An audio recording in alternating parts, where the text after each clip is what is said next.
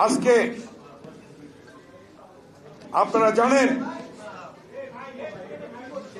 জিয়াউর রহমান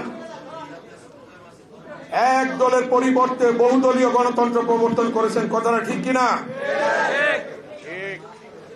গণতন্ত্র এনেছেন এই দেশে জিয়াউর রহমান, এবং এর পরবর্তীতে যখন স্বৈরশাসক ক্ষমতা দখল করে, গণতন্ত্র হরণ করে মার্শাল ল জারি করেছিল স্বৈরাচারী এরশাদ, দীর্ঘ 9 বছর আপসীর নেতৃত্বের মধ্য দিয়ে দেশ নেত্রী বেগম খালেদা জিয়া এদেশে গণতন্ত্র এনেছিলেন। ঠিক কিনা? আজকে দীর্ঘ 16 বছর এই স্বৈরাচারী ফ্যাসিস্ট শেখ হাসিনা একদলীয় শাসন ব্যবস্থা কায়েম করেছিল, এবং সেই আন্দোলনে ইলিয়াস আলী, চৌধুরী আলম, সুমন সহ অনেক ভাই গুম হয়েছে, রক্ত দিয়েছে। 16 বছর আন্দোলনের মধ্য দিয়ে বিএনপির ভারপ্রাপ্ত চেয়ারম্যান জনাব তারেক রহমান এবং সর্বশেষ ছাত্র জনতার আন্দোলনের মধ্য দিয়ে এই বাংলাদেশে আমরা আবার নতুন বাংলাদেশ পেয়েছি, স্বৈরাচার মুক্ত, ফ্যাসিস্ট মুক্ত বাংলাদেশ। এই বাংলাদেশকে ধরে রাখার জন্য আজকে সকলকে ঐক্যবদ্ধভাবে কাজ করতে হবে।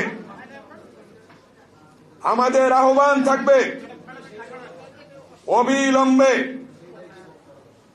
এই অন্তর্বর্তীকালীন সরকার প্রয়োজনীয় সংস্কার দ্রুত সমাপ্ত করে একটি জাতীয় নির্বাচন অনুষ্ঠান করা, এবং সেই নির্বাচনের মধ্য দিয়ে নির্বাচিত সরকার আসবে, সেই সরকার এ দেশ পরিচালনা করবে। আপনাদের মনে আছে এ দেশ ছেড়ে পালাতে বাধ্য হয়েছে ফ্যাসিস্ট হাসিনা। একদিন আগেও যে বলেছিল যে শেখ মুজিবের মেয়ে পালায় না, কিন্তু আমরা কি দেখলাম একদিন পরে? দৌড়ে গিয়ে পালিয়েছে।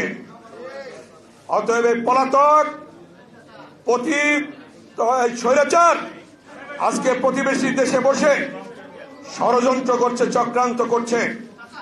আজকে বাংলাদেশের জনগণ ঐক্যবদ্ধভাবে এই পতিত স্বৈরাচারের ষড়যন্ত্র মোকাবেলা করে আগামী দিনে একটি নির্বাচন দেবে এবং এই নির্বাচন আদায় করবে, এটাই আজকে সকলের শপথ।